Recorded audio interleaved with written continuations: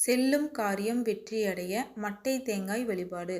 வீட்டில் இருக்கக்கூடிய பெரியவர்கள் பலரும் ஏதாவது ஒரு காரியம் நல்ல விதமாக நடைபெற வேண்டும் என்று நினைத்து கொண்டு அந்த காரியத்தை செய்வதற்காக வீட்டை விட்டு வெளியே செல்வார்கள். அந்த சமயத்தில் யார் வருகிறார்கள், சகுனம் நன்றாக இருக்கிறதா, இவர்களை பார்த்துவிட்டு சென்றால் இந்த காரியம் வெற்றி அடையும் என்று பலவிதமான விஷயங்களை கவனம் செலுத்துவார்கள்.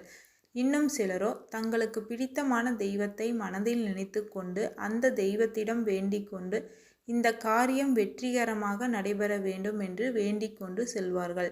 இப்படி செல்லும் பொழுது அந்த வேண்டுதலோடு மட்டை தேங்காய் வழிபாட்டையும் சேர்த்து செய்தால் அந்த காரியம் வெற்றியடையும். ஒவ்வொருவருக்கும் குலதெய்வம் என்று ஒன்று இருக்கும். குலதெய்வம் தெரியாதவர்களும் இருப்பார்கள். ஆனால் அனைவருக்குமே இஷ்ட தெய்வம் என்று ஒரு தெய்வம் இருக்கும். சதா சர்வ காலமும் நம்மை அறியாமலேயே நம்முடைய வாயிலிருந்து ஒரு தெய்வத்தின் பெயர் வந்து கொண்டே இருக்கும். அந்த தெய்வம்தான் இஷ்ட தெய்வம். அந்த தெய்வத்தின் அருளை பெற்று நாம் செல்லக்கூடிய எந்த ஒரு காரியமாக இருந்தாலும் அந்த காரியம் வெற்றியடையும். அப்படி அந்த இஷ்ட தெய்வத்தின் அருளை பெறுவதற்கு உதவுவதுதான் மட்டை தேங்காய் வழிபாடு.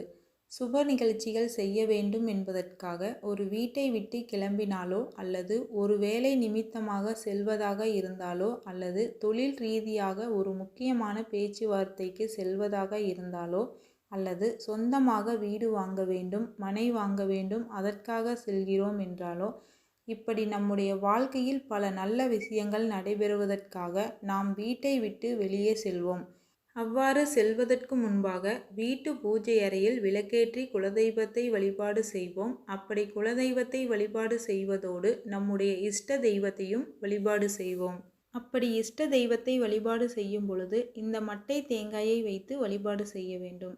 இதற்கு ஒரு மட்டை தேங்காய் ஒன்று வேண்டும். அதை சுத்தம் செய்து அதற்கு ஒரே ஒரு இடத்தில் மஞ்சளை வைத்து அதற்கு மேல் குங்குமத்தை வைத்து கொள்ளுங்கள். அதை உங்களுடைய 2 கைகளிலும் வைக்க வேண்டும்.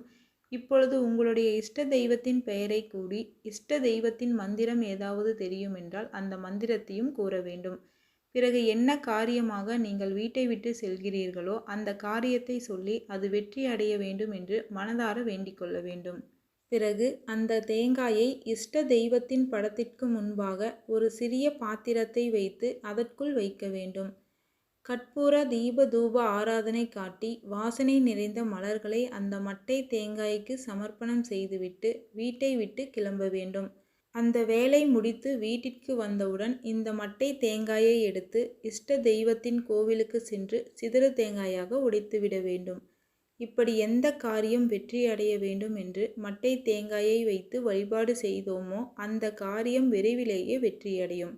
இஷ்ட தெய்வத்தை முழு மனதோடு இந்த முறையில் மட்டை தேங்காயை வைத்து வழிபாடு செய்துவிட்டு நாம் செல்லக்கூடிய எந்த காரியமாக இருந்தாலும் அந்த காரியம் வெற்றி பெறும்.